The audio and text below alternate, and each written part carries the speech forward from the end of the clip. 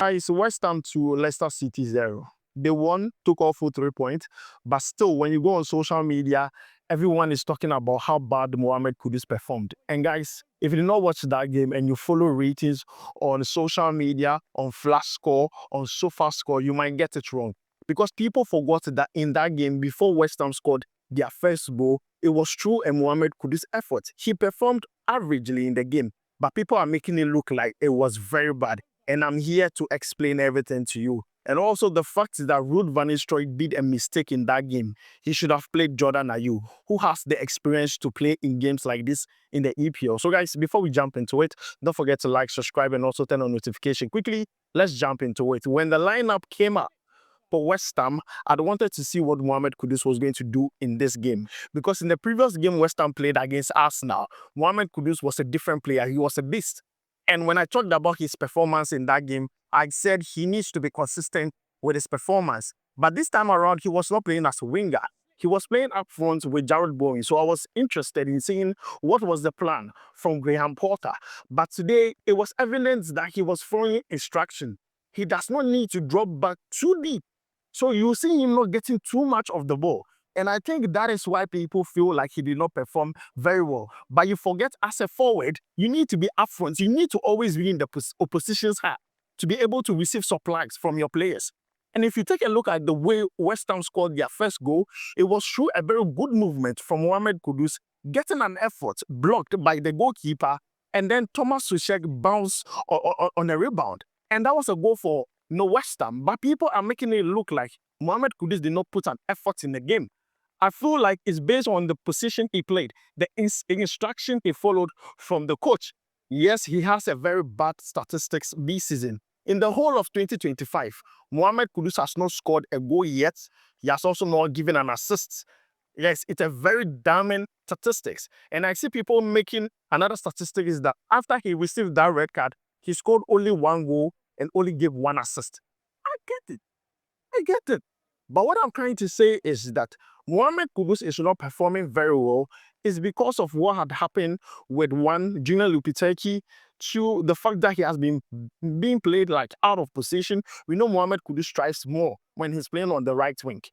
You and I know. So today seeing him play that forward role, just know that he's not going to get supplies. He's not going to be on the ball too much. You don't expect him to do most of the dribbles. And that is why his rating was down. If he had scored a goal in that game, definitely his rating would have gone up. But guess what? His shot was blocked and Thomas Tuchel bounced on it. So I believe that he played an important role. He made an effort leading to West Ham's first goal. So for me, I believe that we are being too harsh on Mohammed Kudus.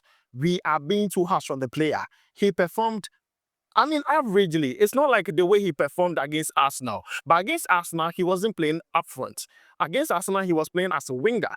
But today's game, he was playing up front with Bowen. So I believe that he did what he had to do because it's not like he has to be too much on the ball. He just has to give simple passes and make sure his movements are always on point, be at the right place at the right time, and that is a forward instinct. So please, Mohammed Kudus' performance is not as bad as people are making it look like. Now, this is how he was rated on SofaScore. SofaScore rated him 6.3. Flash Score rated him 6.4. He was the lowest rated player on the pitch when it comes to West Ham players. I understand.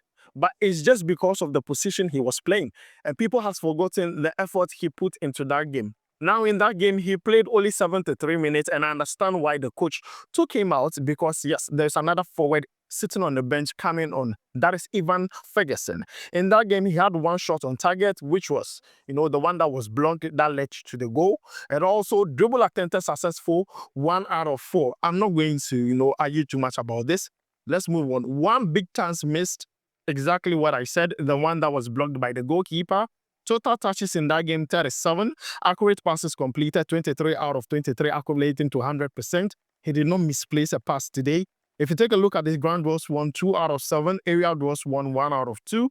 And as I said, today he was playing up front, so he did not do anything defensive. Based on instruction, he's supposed to stay in the opposition's half. He's supposed to stay there, play there, make sure that he's there to receive supply. So guys, let's take it easy on Mohammed Kudus. For me, I think we are being too harsh on him. I see people bringing out statistics from 2025 saying he did not score a goal or give an assist. people bringing statistics from the day he scored against Tottenham and received that red card, saying that since that day, he had always only scored a goal and given 1 assist. And it's too bad for a winger. I get it. But I just believe that we are being too harsh on him. He's going to come correct. The season has not ended. It's the way you end the season.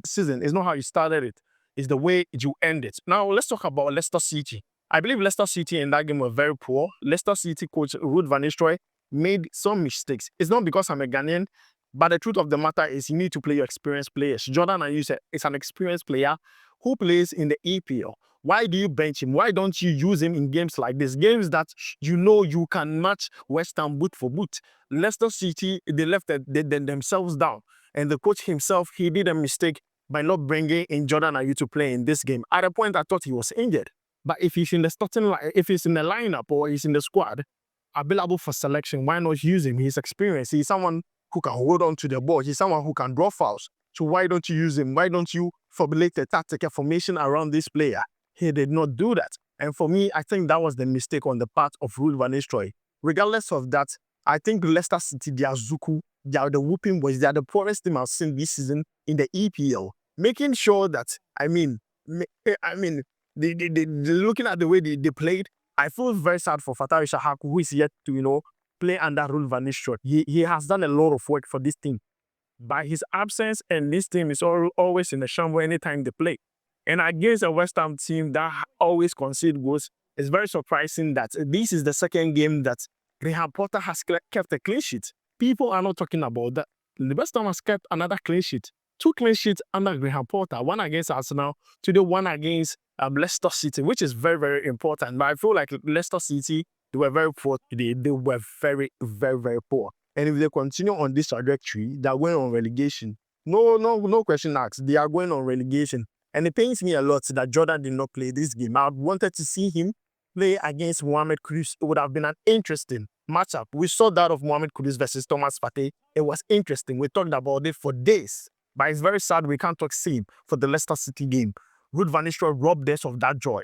And it's something that I did not like. But for Mohammed Kudus, as I said, let's take it easy on him. He did not get the best of days today in the office. He was average today. But I believe that we are being too harsh on him. I believe that if he had scored a goal, that goal, it could have boosted his confidence. It could have boosted his rating on all these footballing platforms. And I believe that it's just a matter of time. He's going to come correct. But then let me know your thoughts about Mohammed Kudus' performance. If you watch the game, what do you make of Mohammed Kudus' performance? And what do you think is the problem? What do you think the solution would be for Mohammed Kudus to go back to his form he had last season, where he scored 14 goals, surprised everyone with his skills, with his dribbles and everything, playing as a versatile player for West Ham. So guys, this is why I ended. So let me know your thoughts about it down below in the comments. Check the pinned comment. I'm going to leave links to the goals so that you can see what I'm talking about. My name is Adam. I'll make sure to see you in the next one. Charlie, we'll go bye.